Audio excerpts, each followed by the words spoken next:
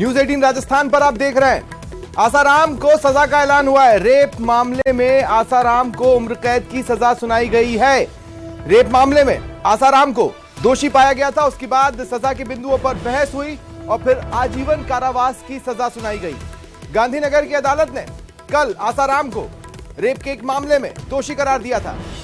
अभी आसाराम जोधपुर जेल में बंद है। शिष्या से 10 साल पुराने रेप केस में सजा का ऐलान हुआ है। 2 बहनों के रेप मामले में कुल 7 लोग दोषी हैं। तो देखिए, ये बड़ी खबर आपको बता रहे हैं। सूरत की एक महिला से रेप के मामले में चार्जशीट दायर होने के बाद सुनवाई शुरू हुई और कल आसाराम को केस में दोषी पाया गया, जिसके बाद आज सजा पर बहस हुई। मैक्सिमम सजा की मांग की गई थी वकील की ओर से। बहस के बिंदुओं जब सजा के बिंदुओं पर बहस चल रही थी, मैक्सिमम सजा की मांग की गई थी और आखिरकार सजा का ऐलान हुआ। आजीवन कारावास की सजा आसाराम को सुनाई गई है। उम्र कैद की सजा सुनाई गई है। गुजरात के गांधीनगर सेशन कोर्ट ने सोमवार को ही आसाराम को दोषी करार दिया था। इससे पहले जोधपुर कोर्ट ने 25 अप्रैल 2018 को आसाराम को यूपी की एक नाबालिग से रेप मामले में उम्र कैद की सजा सुनाई थी। आसाराम की पेशी वीडियो कॉन्फ्रेंसिंग के जरिए हुई। इस केस में आसाराम की पत्नी समेत 6 अन्य आरोपी थे। कोर्ट ने आसाराम को दोषी माना। आरोपियों में से एक की सुनवाई के दौरान मौत हो गई। कोर्ट ने बाकी 5 आरोपियों को सबूतों के अभाव में बरी किया है। ज्यादा जानकारी के लिए बात करेंगे सहयोगी चंद्रशेखर से। चंद्रशेखर, क्या कुछ हुआ सजा के बिंदुओं पर बहस के दौरान और कोर्ट की रीजनिंग क्या रही आजीवन कारावास की सजा सुनाने के पीछे?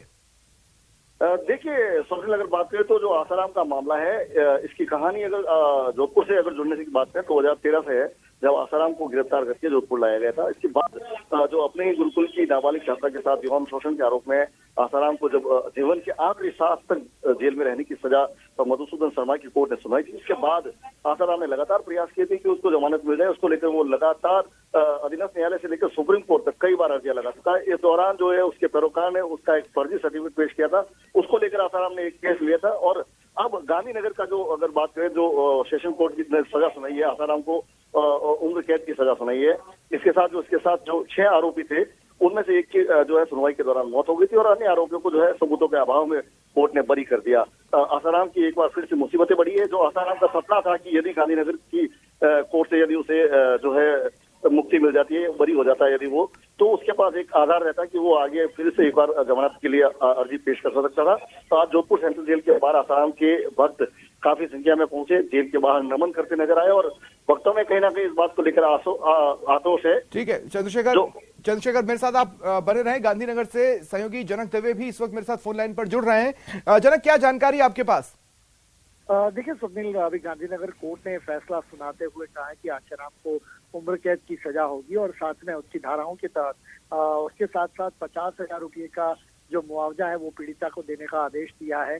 23,000 रुपये का जुर्माना भी कहे कि इस पूरे मामले 6 ऐसे आईपीसी की धाराओं के तहत उनको दोषी पाया गया था। कल ही कोर्ट ने उनको ये दोषी करार दिया था और आज जो उनको सजा का ऐलान था और कोर्ट ने आज दोनों पक्षों की जो बातें थी, क्योंकि एक बार दोषी पाए जाने के बाद आप जैसे जानते हैं स्वप्निल की दोनों पक्षों को अपनी बात रखने का मौका मिलता है कि इस पे क्या कुछ कहना है और तमाम साक्ष्य प्रमाण अब तक तो कोर्ट ने अपने सामने रखे थे। दोनों की बातों को ध्यान में रखते हुए फिर कोर्ट ने अपना फैसला सुनाया और आसाराम को उम्र कैद की सजा सुनाई है। साथ में कहा है कि उनको दया के सजा के बिंदुओं पर जब बहस हुई जनक, जाहिर तौर पर मैक्सिमम सजा की मांग की गई होगी, लेकिन काउंटर में क्या कहा जा रहा था और फिर कोर्ट की रीजनिंग क्या है इस सजा के पीछे?